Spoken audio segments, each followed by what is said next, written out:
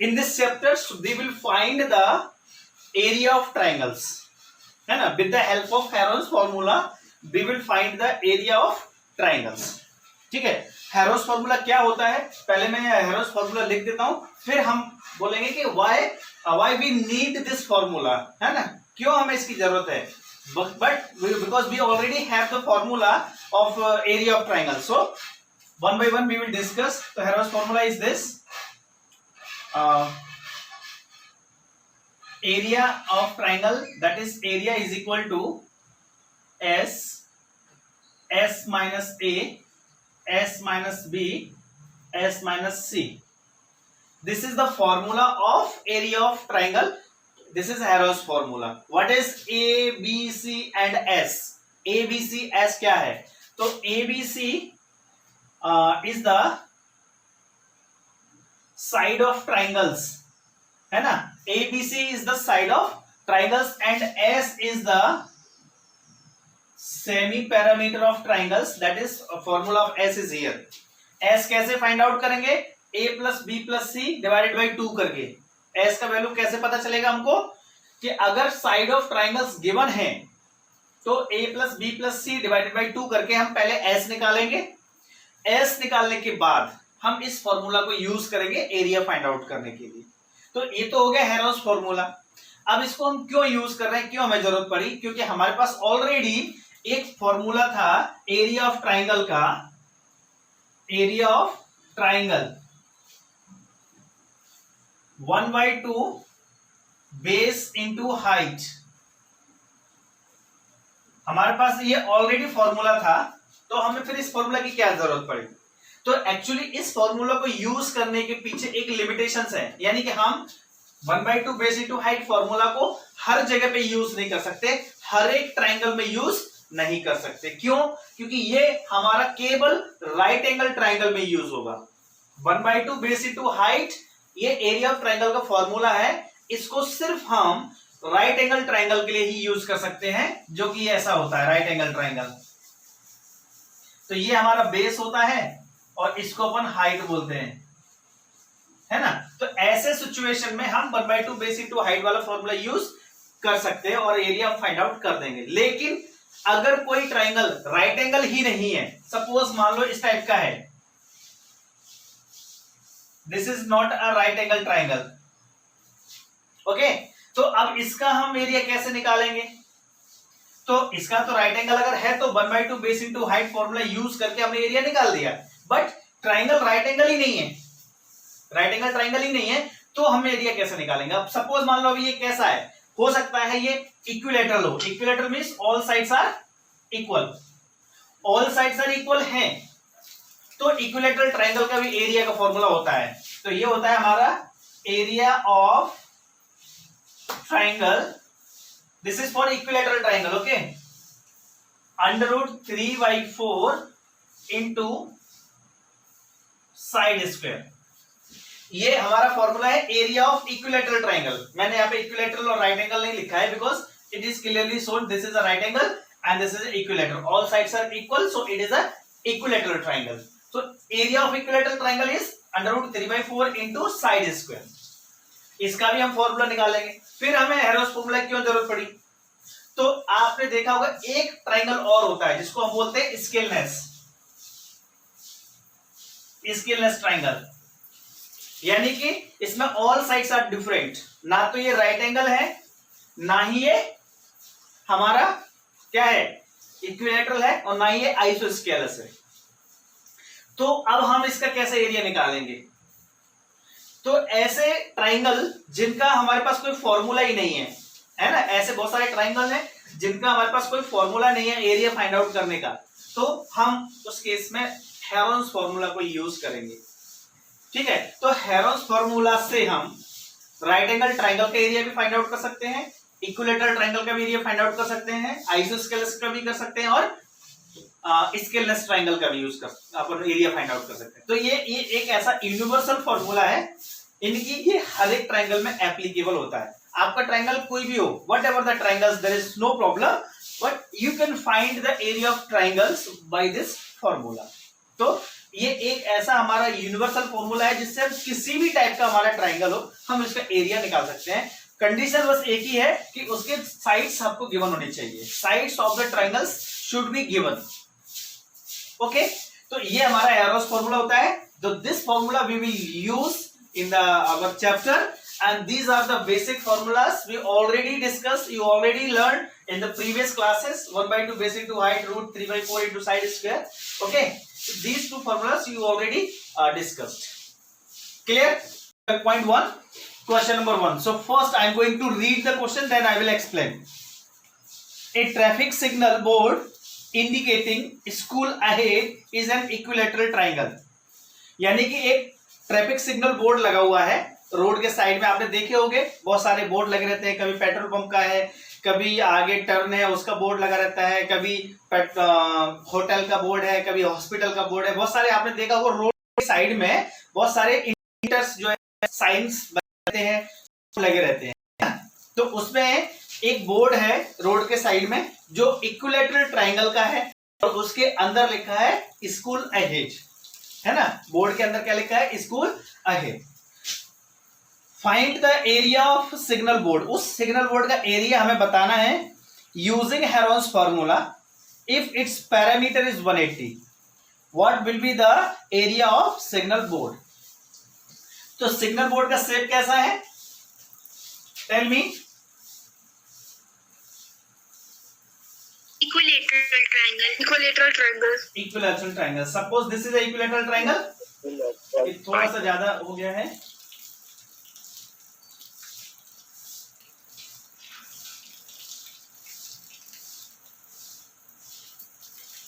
Okay, this is the equilateral triangle. ये हमारा signal board है जो रोड साइड में लगा हुआ है ना। यहाँ पे स्टैंड होगा, उसकी जरूरत नहीं बनाने की। इस पे लिखा है इसके अंदर स्कूल अहेड,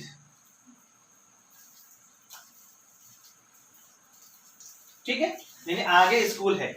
तो इस बोर्ड का एरिया कितना होगा, ट्राइंगल का एरिया क्या होगा? और ये शेप है equilateral. Equilateral means all sides are equal, this side and this side, all sides are equal. तो all sides are equilateral triangle में तो ऑल साइड इक्वल होते हैं। और इसका पैरामीटर गिवन है, तो कोई मेरे को बता सकता है पैरामीटर का फॉर्मूला क्या होता है? किसी भी चीज का पैरामीटर निकाला तो फॉर्मूला क्या होता है? Sum of all sides. कोई भी डायग्राम हो, ट्राइंगल है sum of all sides, quadrilateral है sum of all side, pentagon है sum of all sides, sum of boundaries और sum of all sides is called parameter, है ना। तो यहां पे गिवन है हमारे पास parameter of triangle, parameter of signal board, ऐसा लिख सकते हैं, parameter of signal board is 180 centimetre. अब चूंकि ये बोर्ड जो है वो हमारा इक्विलैटरल है तो इसका सभी साइड बराबर होंगे। तो हमने सपोज कर लिया all sides are equal and it is a. तो हमने इसको सपोज कर लिया कि let the side of signal board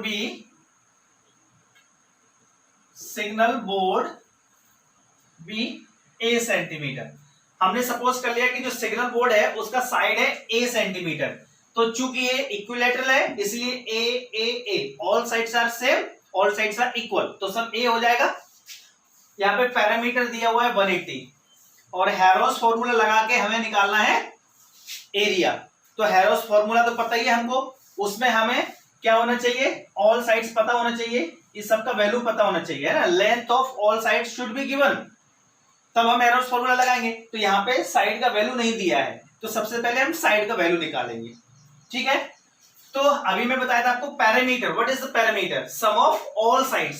so how many sides are here? 3 sides. Sum of all side means this A plus this A plus this A, ये sum हो गया all sides का। तो parameter means sum of all sides of triangle, है ना, ये parameter होता है।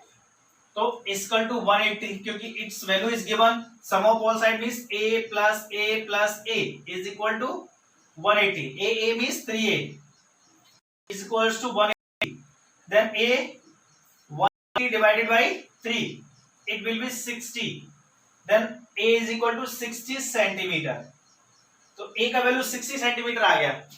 So this is a, this will 60 centimetre, ये भी a है तो ये भी 60 सेंटीमीटर, और ये भी a है तो ये भी 60 centimetre. Yes, understood up to here? Yes, sir. Yes, sir. तो Yes, sir. हमें क्या पता चल गया? ऑल साइड्स पता चल गया। इस सिग्नल बोर्ड के साइड का वैल्यू कितना होगा वो हमें पता चल गया। अब हम हेरोल्ड्स फॉर्मूला इजीली अप्लाई कर सकते हैं, है ना?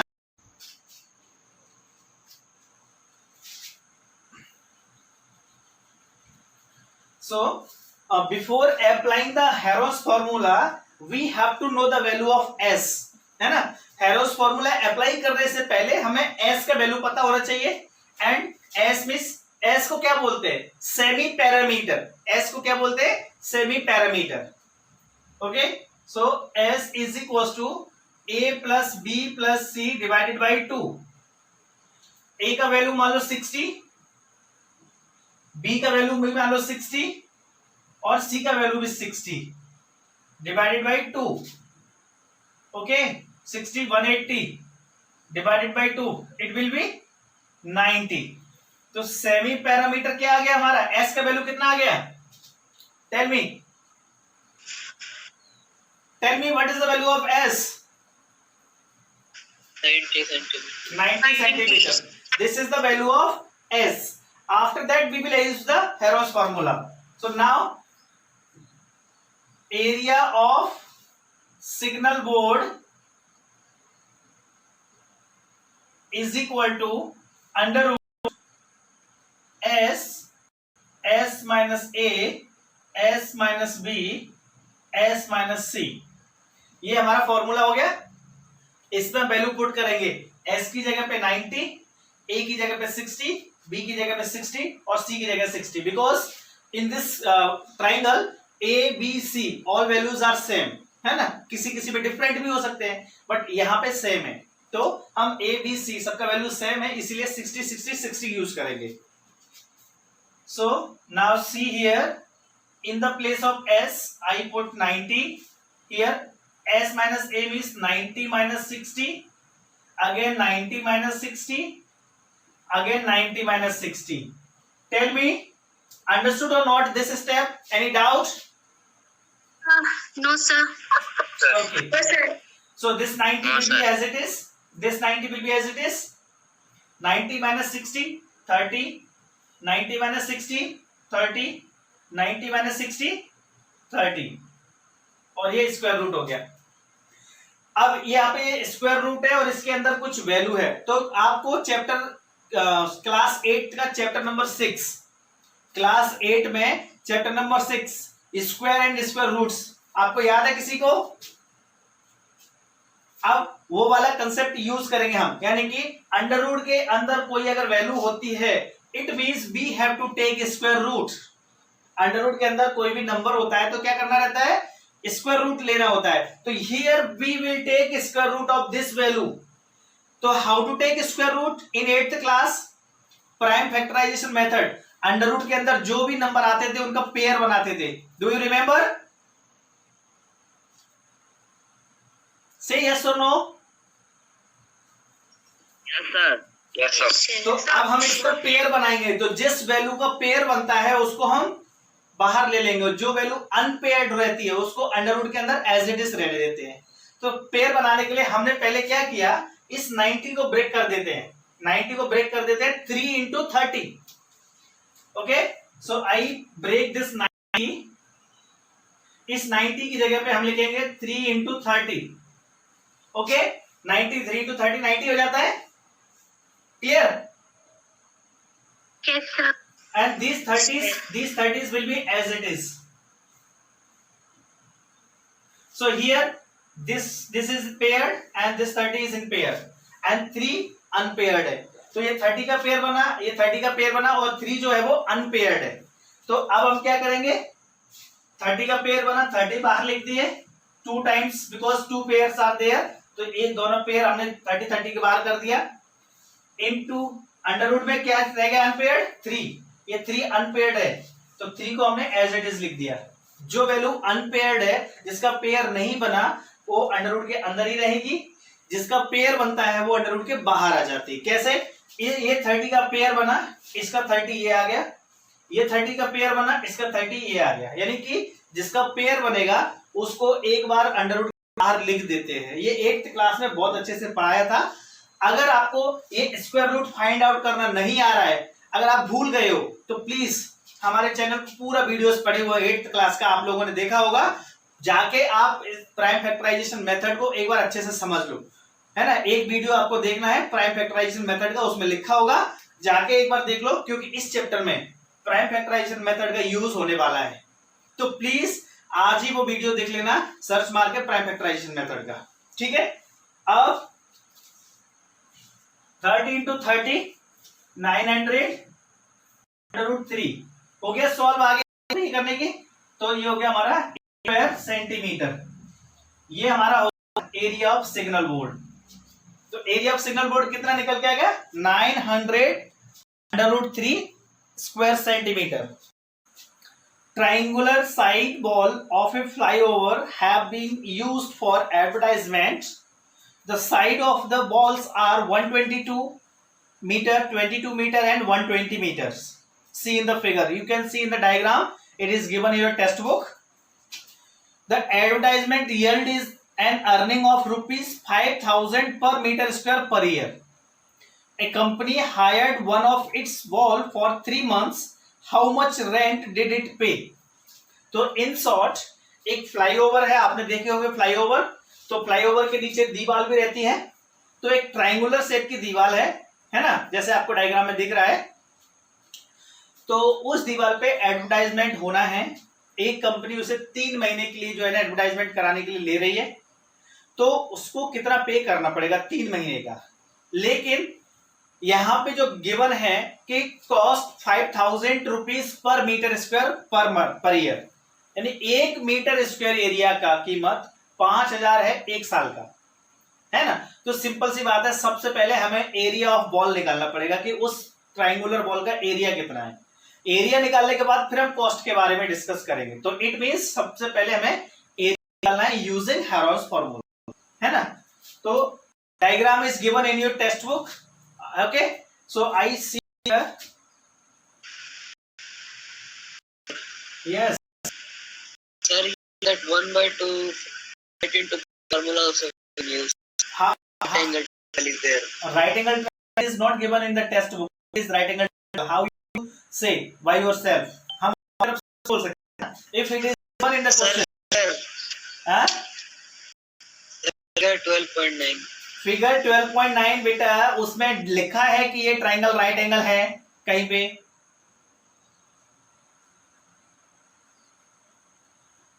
Say yes or no. It is written anywhere. It is a right angle triangle. So it is looking there only. No बेटा, we cannot assume like that ना। देखने से तो बहुत सारी चीजें दिखती हैं, लेकिन असल में वैसी होती नहीं है ना। अगर एक भी लिसन, अगर एक भी डिग्री का फर्क होगा तो राइट एंगल नहीं होगा। 90 डिग्री की जगह अगर 89 भी होगा तो भी राइट एंगल नहीं बोलेंगे हम। But 89 and 90 degree both are looking a same. Understood ना? तो yes sir, इसीलिए जब तक क्लियरली मेंशन नहीं है ना, जब तक क्लियरली मेंशन नहीं है कि ये राइट एंगल है क्या है, हम नहीं यूज कर सकते। वी हैव टू नो कि दैट एंगल इज 90 डिग्री। एक 90 डिग्री अगर मेंशन है तो हम कह सकते हैं कि it is right angle, otherwise we can not use. Okay, तो ये आपका फ्लाईओवर का वॉल हो गया, यानी ये वाला वॉल हो गया आपका। तो एक तरह से ये आपका ट्राइंगल हो गया, है ना। You can see much better in your text book, you can see much better in your text book. So I wrote here this is 120 and here is 20 and this is 122। तो आप इनमें से क्या करेंगे? कोई भी ए बी सी हो जाएगा। आप अगर इसको ए लेंगे, इसको ए ले लो, ये बी हो जाएगा, ये सी हो जाएगा, तो इसमें कोई प्रॉब्लम्स नहीं। ये 3 वैल्यूज गिवन है, 3 साइड हो गए, तो कोई सा भी ए हो जाएगा, बाकी बी और सी हो जाएंगे, है ना। तो हमने क्या किया यहाँ पे, we take A is equal to 120, b is equal to 20 and c is equal to 120 metre. ठीक है, तो हेरोस फॉर्मूला यूज करने से पहले एस पता होना चाहिए तो S का वैल्यू हमारा Sir, पास my book फॉर्मूला है 22 meter is there. What My book 22 meter is written. 122 is there ना Sir, What? 122, 22 and 120 meter is That there. would be equal Okay, to okay, 120. okay. Sorry, That sorry, is sorry. 122. It is 22, right? Okay. हाँ, it's correct. Thank you. तो ये हो गया. S निकालेंगे तो S means A means 120, B means 22, C means 122 divided by 2. 2 to 4, फिर 2 to 4 और 2 6 and 264 divided by 2 and after deductions or cancellations 132 metre. तो हमें S का वैल्यू पता चल गया 132. ओके ना, S का वैल्यू क्या पता चला 132. अब एरिया ऑफ ट्राइंगल या एरिया ऑफ वॉल लिख सकते हो, जो भी है ना triangular wall, area of walls. तो इसका एरिया यानी फॉर्मूला हमारा क्या होगा S minus A, S minus B, S minus C. ये तो फॉर्मूला हो गया. S means 132, S minus A 132 minus 120, S minus B 132 minus 22, S minus C 132 minus 122. Okay? Any doubt? Anyone have any kind of doubt? No, sir. So, No, sir. this 132 will be as it is. 132 minus 120. 132 minus 120. 12. 132 minus 22. 110. 132 minus 120. 10. Okay. अब हम actually क्या करेंगे 12 और 10 already हमारा छोटा value है 110 और 122 को स्प्लिट करेंगे ताकि हमारा पेयर बन जाए. तो 132 इज द 11 into 12, यानी 11 into 12 का मल्टीप्लाई करोगे तो 132 आ जाता है. तो ये चूंकि हमें पता था पहले से इसलिए हमने कर लिया. अगर आपको नहीं पता है तो सबका प्राइम फैक्टर निकालना है ना. If you are not knowing what is the factor of this, so you have to get the prime factor of all the numbers, है ना. like in 8th standard, 8th standard में जैसे prime factor निकालते थे वैसे पूरा निकालो, फिर पेयर बनाओ सबके, है ना. तो आप वही तरीका है. अगर आपको जल्दी फास्ट करना है तो या तो अपन इस तरीके से कर लें. तो 132 को हमने ब्रेक किया 11 into 12 में, 12 एज इट इज. 110 को ब्रेक किया हमने 11 into 10 में, क्योंकि 11 10 जब 110 होगा तो 11 into 10 और लास्ट का जो 10 है वो एज इट इज. अब देखो ध्यान देना, ये 12 का पेयर बना, ये 10 का पेयर बना और ये 11 का पेयर भी बन गया. बना कि नहीं बना सबका पेयर? से यस और नो? Yes, sir. Yes. तो इट मींस 11 बाहर आ जाएगा, 12 बाहर आ जाएगा, 10 और अंडर रूट के अंदर कोई भी अनपेयर्ड वैल्यू नहीं बचे, है ना. अंडर रूट के अंदर कुछ बच रहा है क्या जो पेयर नहीं बना हो? कुछ भी नहीं है ना. It means No, sir. Under root नहीं आएगा. अब आगे अंडर रूट नहीं आएगा. ओके. मल्टीप्लाई करेंगे तो ये हमारा कितना निकलेगा 12 into 11 132 into 10, तो ये आ जाएगा 1320 metre square. This is the area of flyover का जो बॉल है ना उसका एरिया 1320 मीटर स्क्वायर. इसको नोट कर लो. अभी है इस वॉल को 3 मंथ्स के लिए हायर करना चाहते हैं वो लोग, 3 मंथ्स के लिए, है ना. 3 महीने में कितना उनको पैसा पे करना पड़ेगा अगर वो एडवर्टाइजमेंट करवाते हैं तो. और इस वॉल का जो एरिया है पूरा वो एरिया आ गया हमारा 1320 मीटर स्क्वायर. और कॉस्ट जो दी है वो है 5000 पर मीटर स्क्वायर पर ईयर. मतलब 1 मीटर का कीमत है 5000 1 साल का. तो हम क्या करेंगे, ये जो वॉल आया है ना टोटल 1 साल का कीमत निकालते हैं. यानी कि हमारे पास आ जाएगा यहाँ पे total cost of advertisement, total cost of advertisement for total cost of advertisement for 3 months. ध्यान देना, हम एक साथ नहीं कर रहे हैं, एक ही सेंटेंस आएगा, फिल करता जाऊंगा, सो ध्यान देना अच्छे से, कंफ्यूजन नहीं होगा. अगर आप ध्यान दें कंफ्यूजन नहीं होगा. एरिया कितना है? 1320. ये दीवार का एरिया है. एक साल की कीमत कितनी है? 5000 1 मीटर का. तो टोटल कॉस्ट मल्टीप्लाइड बाई 5000. किसी भी चीज का कीमत हम निकालते हैं तो मल्टीप्लाई ऐसे ही करते हैं, टोटल कॉस्ट फाइंड आउट करने का. यस और no? Yes, sir. Yes, sir. So this is the area of and this is the cost of 1 meter. Cost of meter. तो इसको मल्टीप्लाई कर देंगे तो ये आ जाएगा पूरा एक साल का. क्लियर? और एक साल में how many months are there? How many months in a year? 12 months. तो डिवाइडेड बाई 12. Divided by 12. पूरा एक साल का कॉस्ट आया, उसको 12 से डिवाइड कर देंगे तो 1 मंथ का मिल जाएगा. से यस और नो? Yes, sir. देखो एक साल का कॉस्ट है ना, ये पूरा this is the cost of 1 year. This is the cost of 1 year. Okay ना, टोटल 1 ईयर. हमें एक का कॉस्ट निकालना है, तो एक का कॉस्ट निकालने के लिए हमने 12 का डिवाइड कर दिया, तो जो भी आएगा वो एक महीने का कॉस्ट आ जाएगा एडवर्टाइजमेंट का. लेकिन उसको 3 मंथ के हायर करना है. कितने महीने के लिए? 3 मंथ्स के लिए. तो ये जो पूरा वैल्यू है, ये जो पूरा वैल्यू है, ये तो एक महीने का कॉस्ट आएगा. क्यों? क्योंकि हमने 12 से डिवाइड दे दिया. फिर कंपनी 3 महीने के लिए हायर करना है, तो मल्टीप्लाइड बाई 3. तो ये एक महीने का कॉस्ट में हम 3 का मल्टीप्लाई कर देंगे तो वो हमारा क्या हो जाएगा?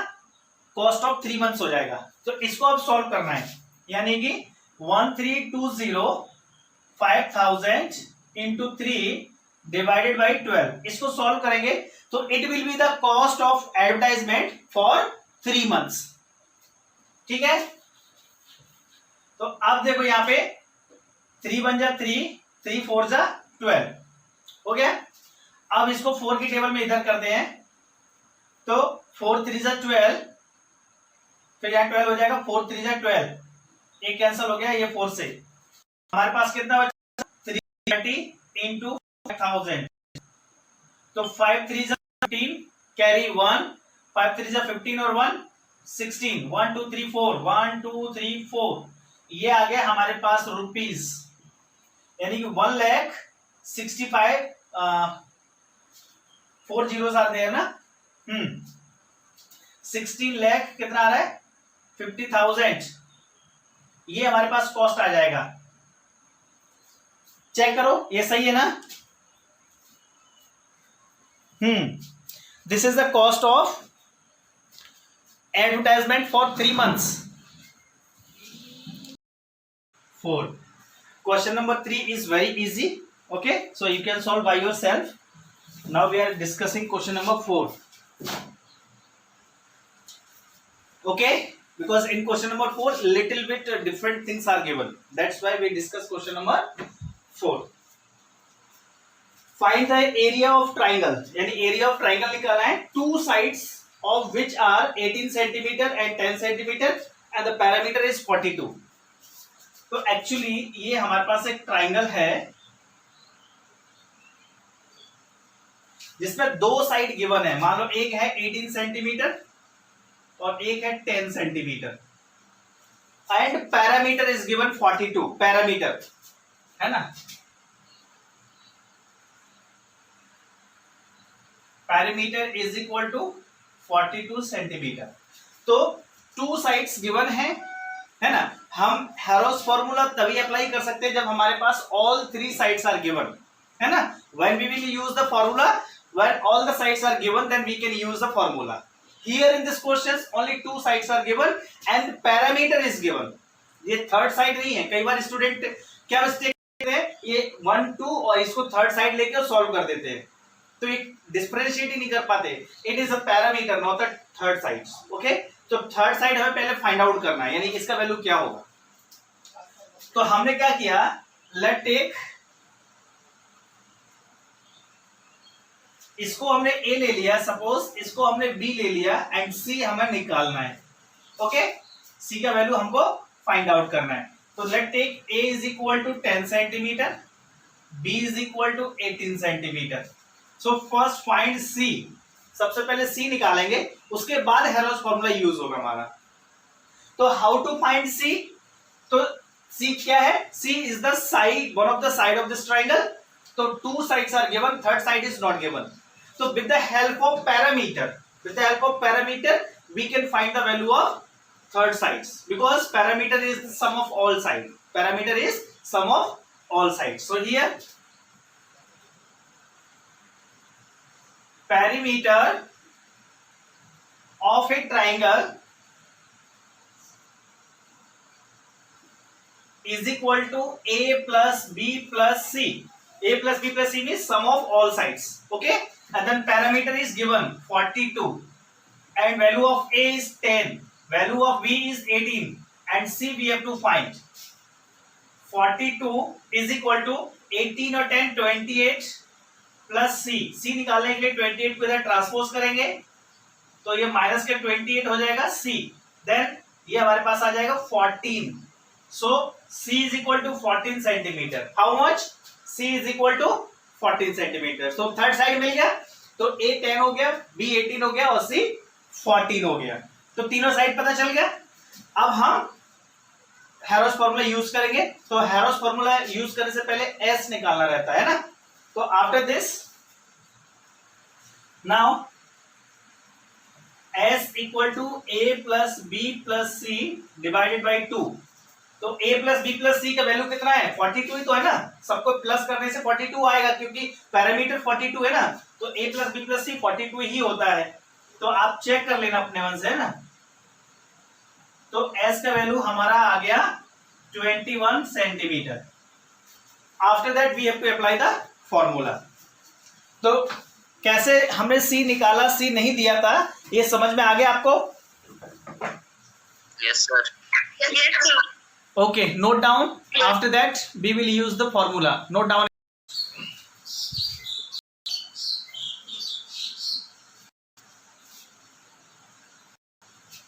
So now area of triangle is equal to, पहले हम फॉर्मूला लिखेंगे, फॉर्मूला लिखने के बाद वैल्यूज पुट करेंगे. हमेशा ध्यान रखना, इसका दो फायदा है. कई सारे स्टूडेंट क्या करते हैं, ये फॉर्मूला नहीं लिखते, डायरेक्ट वैल्यू पुट कर देते हैं. यानी उनको लगता है कि उन्हें ये फॉर्मूला अच्छे से याद है और वो डायरेक्ट वैल्यू पुट करेंगे, यानी ये वाला स्टेप सही नहीं है. तो मैं इसलिए आपको बोल रहा हूँ कि ये स्टेप लिखना जरूरी है. क्यों जरूरी है कि दो फायदे हैं. एक तो आपका क्वेश्चन सिस्टमेटिकली हो जाता है ना, नंबर 1. नंबर 2, आपको ये फॉर्मूला रिवाइज हो जाता है. बार बार आप लिखेंगे ना तो ये फॉर्मूला आप भूलेंगे नहीं. और आपने फॉर्मूला सिर्फ एक बार लिखा, जब टीचर एक बार एक्सप्लेन करता है तो आपने सिर्फ वन टाइम फॉर्मूला लिखा, फिर आप सिर्फ यूज करते हैं, तो कुछ टाइम बाद after few months you will forward the formulas. फिर आपको फिर से वही मेहनत करनी पड़ती है, फिर से वही फॉर्मूले आपको याद करने पड़ते हैं.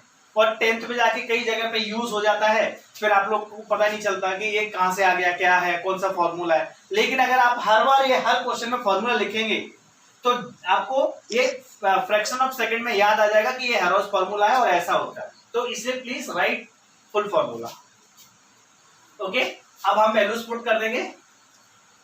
तो s का वैल्यू 21 फाइंड आउट किए थे, तो in the place of s we write 21.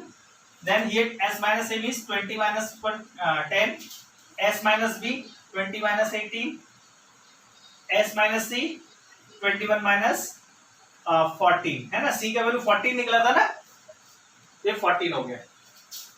This 21 will be as it is. 21 minus 10 11, 20 minus 18, 20 minus 18 कितना होगा 3, 21 minus 14 7. ओके, अब ये 21 है ना, यहाँ पे 21 को आप ब्रेक कर देते हैं. तो 21 को ब्रेक कर दिया 7 into 3 में, इस 21 को हमने ब्रेक किया 7 into 3, then 11 as it is, 3 as it is, 7 as it is. Okay, अब पेयर बना लेते हैं, तो देखते हैं 7 का पेयर बन गया, okay, and 3 also in pair.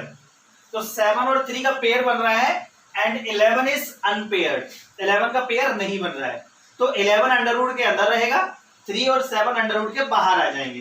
तो 3 into 7 अंडर रूट 11, तो 21 under root 11 centimetre square. This is the area of that triangle. उस ट्राइंगल का एरिया ये आ जाएगा. ठीक है, hope you understood very well. इसमें जो साइड है हमारे वो रेशियो फॉर्म में दिए है ना, तो रेशियो फॉर्म में दिए, इसीलिए हमने क्या किया है यहाँ पे side, let the sides of triangle be 12x, 17x and 25x. ठीक है, यहाँ पे डायरेक्ट आपने इनको नहीं लेना है, ये रेशियो फॉर्म में दिए है साइड्स, इसलिए हमने x साथ में ले लिया, कोई भी एक वेरिएबल आप ले लेंगे. ठीक, and parameter is also given 540. Parameter का value p 540 centimetre, it is also given. तो पैरामीटर की हेल्प से हम सबसे पहले निकालेंगे x का वैल्यू. क्या निकालेंगे? x का value. How? Parameter means sum of all sides, है ना, तो पैरामीटर की जगह क्या लिख देंगे? Sum of all side means 12x, 17x, 25x. ये हो गया parameter, sum of all sides, और इसका वैल्यू है 540. ठीक है, अब जब इनको प्लस, ये सब वैल्यू सेम है ना, all are like terms, all are like terms ना, 12x, 17x, 25x. तो we can add, like terms को हम ऐड कर सकते हैं. तो 25 और 17 30, 42 और 12 54. 54x is equal to 540. Then x is equal to 540 divided by 54. ये 10 टाइम्स चला जाएगा, तो x का वैल्यू आ गया आपका 10. ठीक है, तो ये x का वैल्यू 10 आया है. अभी साइड नहीं है हमारे पास, साइड्स ऑफ ट्राइंगल अभी नहीं है. साइड्स ऑफ ट्राइंगल है 12x, 17x एंड 25x. तो इनमें हम x का वैल्यू पुट करेंगे. ठीक, now a is equal to 12x, it means 12 into 10 is equal to 120 centimetre. b is equal to 17x, and that means 17 into 10 is equal to 170 centimeter. c is equal to 25x, 25 into 10 that is 250 centimeter. ये आ गया side. This is the value of a, this is the value of b and this is the value of c. अब आपके पास a और b और c का value आया है.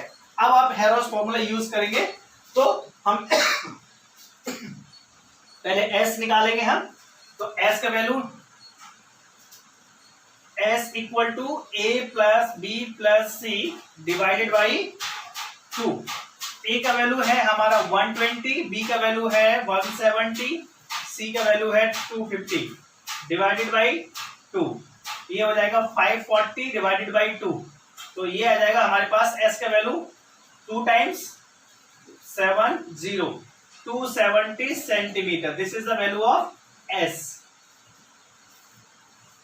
Okay, understood? The value of s. Hello Yes, everyone, say yes or no. Yes, sir. Yes, sir. इसको note कर लो, Yes, sir. इसको नोट कर लो. इसके बाद आपको हेरोस फॉर्मूला अप्लाई करना है. ठीक है, तो वो आपका होमवर्क दे देता हूं मैं. हेरोस फॉर्मूला से एरिया निकालना है आपको, तो वो आपको होमवर्क दे.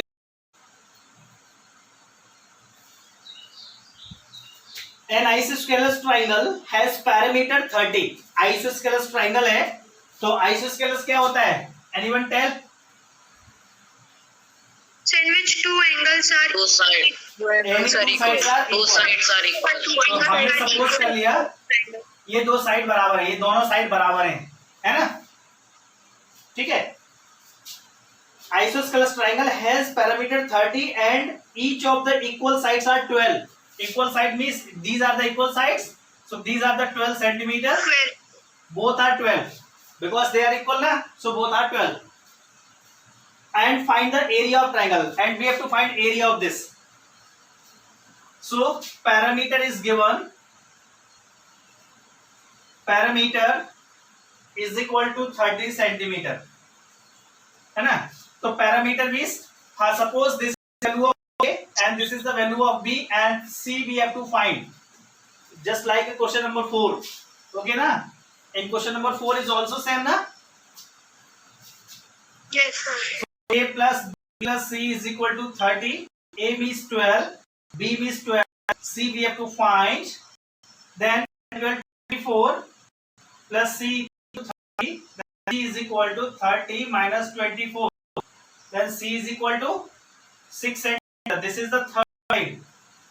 तो C का वैल्यू 6 सेंटीमीटर आ गया.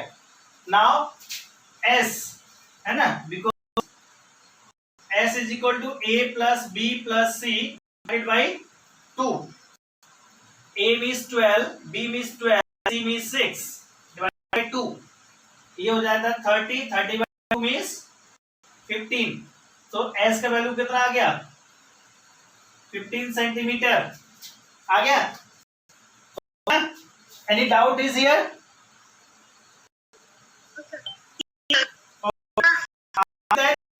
That formula area of triangle. So area of triangle equal to under root S minus A, S minus B, S minus C. Please switch off your mic. Please switch off your mic. Now put all the values. S means 15. Then 15 minus A means 12. 15 minus B means 12. 15 minus C means 6. This 15 as it is. 15 minus 12, 3. Again 3. And here is 9. So, इस 3 को तो 3 into 5. ये 3 already factor में है पहले से. 9 को भी लिख दो 3 into 3. देखो ये 9 है. इस 9 को हमने 3 into 3 लिख दिया. ये वाला जो 3 है 15 को हमने into 5 लिखा है. सो ये पेयर बना, ये पेयर बन गया तो 2 बार बाहर आ जाएगा.